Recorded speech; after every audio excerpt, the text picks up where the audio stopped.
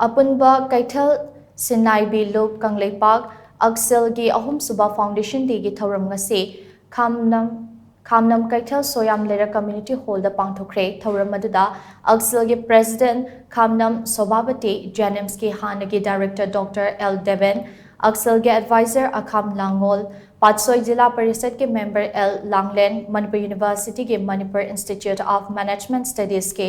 Director Pravakar Laishramna Thouram ge athoiba mithung lensing oina sarukya ke Thouram aduga mari leinana Imphal Municipal Corporation Ward number 6 ke hanagi corporator Thourangbam Indrajit na hai Keithel ama luna nana masak fazana thamba haibase Keithel famliba ima ibel singh ge makha pole Keithel gi matangda chayet naba natraga wakhal tanadaba leirabaso ima ibel singh na athuba matamda IMC gi official singh da pau pibiyo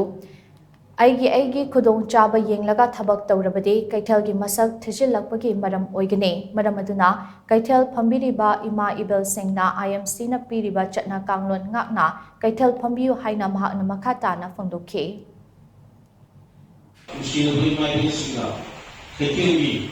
any program, any issue in the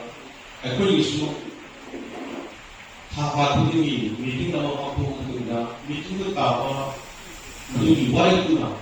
with this particular Apunba University, University, knowing how a very wide Pulina, function. And the eyes of the then Pramila Ibu Yoga, Mr. Yoga, Thouram Yoga, then you know this party Makala, Adumada, the things in the sea, and we build up, pilot after the things in this party, we have to do the Zanadi, above Amana Hydra, the Tara, and the Amana Hydra, the Zumba, Aduma,